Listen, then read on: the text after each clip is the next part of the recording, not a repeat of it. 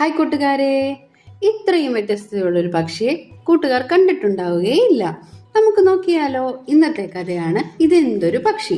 പണ്ട് കാട്ടിൽ ഒരു താറാവ് ഉണ്ടായിരുന്നു. കഥയില്ലാത്ത ഒരു താറാവായിരുന്നു അവൻ. മറ്റു പക്ഷികളോടും മൃഗങ്ങളോടും അവന് കടുത്ത അസൂയായിരുന്നു. അവരുമായിട്ടൊക്കെ വഴക്കിടുകയും ചെയ്തിരുന്നു. അവരെല്ലാം തലകുലുക്കി ഒറ്റ സ്വരത്തിൽ പറഞ്ഞിരുന്നു, വല്ലാത്തൊരു താറാവ്. ഒരിക്കൽ കുളത്തിൽ നീന്തിക്കൊണ്ടിരുന്ന ഒരു അരയന്നത്തിനെ താറാവ് കണ്ടു. അരയന്നത്തിന്റെ നീണ്ട കഴുത്ത് അവന് വളരെ ഇഷ്ടപ്പെട്ടു. എനിക്കിതുപോലൊരു കഴുത്തുണ്ടായിരുന്നെങ്കിൽ താറാവ് വിചാരിച്ചു. അവൻ അരയന്നത്തിനോട് ചോദിച്ചു, നമുക്ക് കഴുത്തുകൾ അന്യോന്യം മാറ്റിവെച്ചാലോ?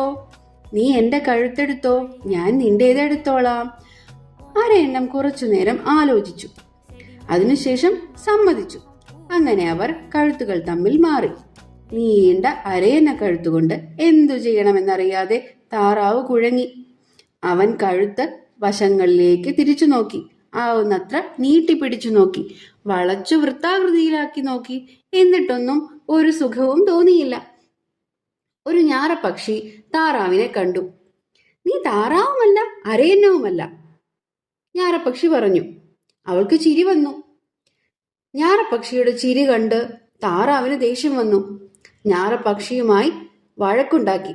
അപ്പോഴാണ് അതിന്റെ കൊക്കിന് താഴെ തൂങ്ങിക്കിടക്കുന്ന വലിയ സഞ്ചി അവൻ കണ്ടത്. എനിക്കും ഇതുപോലൊരു സഞ്ചി ഉണ്ടായിരുന്നെങ്കിൽ താറാവ് ആഗ്രഹിച്ചു.